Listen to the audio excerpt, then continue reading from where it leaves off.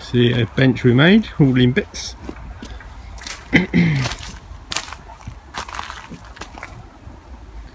That was the lean-to, or the side of the shed even, I'm not sure what, yeah, side of the shed.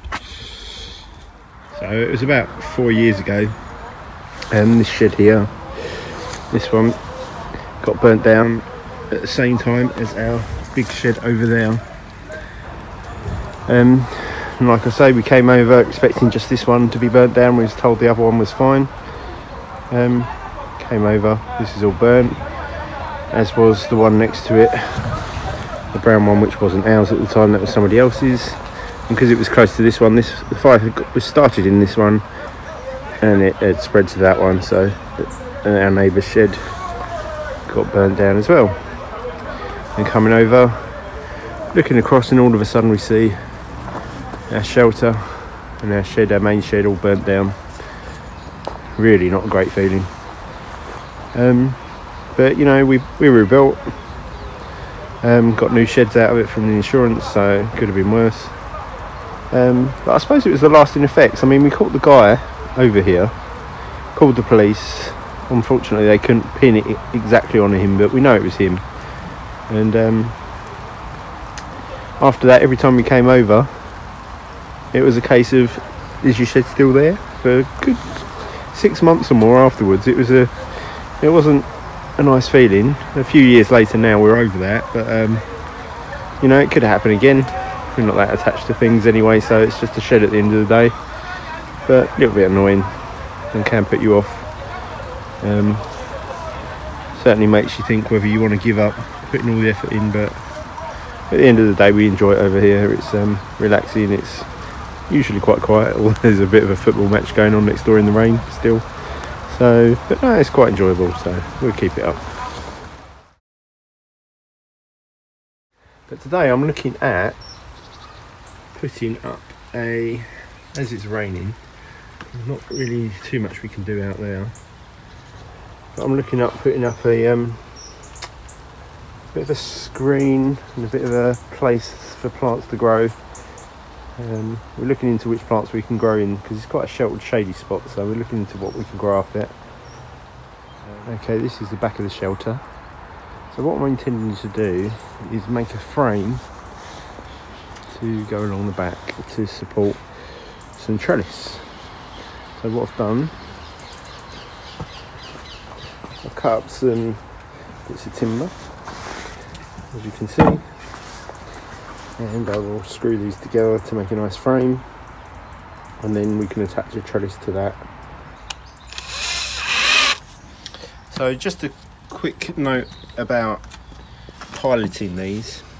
Now if I was to screw these screws straight into this wood, chances are them two screws would be enough to split the wood apart, and then it would crack, which is not what you want. So what I do is I pilot the holes with a drill bit, just like that. Now I've already put these screws in, and what I did is I just drilled through top and bottom and then screwed these in. And then to line up where I need these holes, I will just press, I will line up the top so it's pretty much spot on where I need to. Press quite firmly. So the two screws, you can see them sticking out this side. The two screws have made a little indentation in the end of the wood, and now I can just drill those out.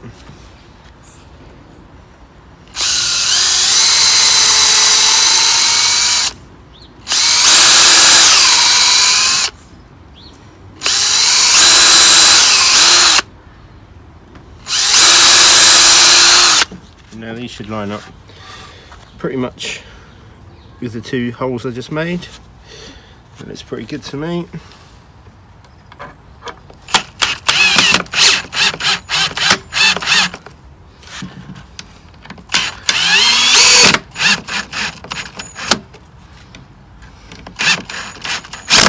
There you go. Nice strong connection there. No movement at all. Nice and flat. And more importantly, no cracking, no splitting of the wood.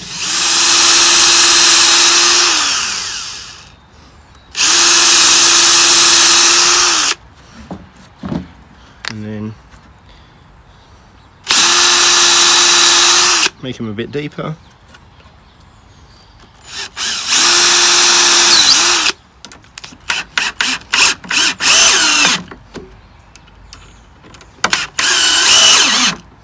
There we go, all done.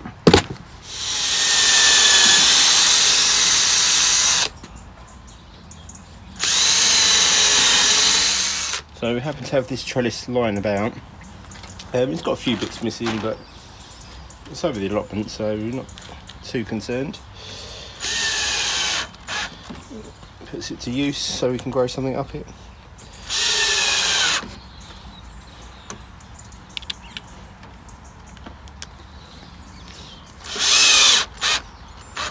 And again, I'm not putting the screws right in because they will split this wood, but I have pre-drilled it. So that's it in place.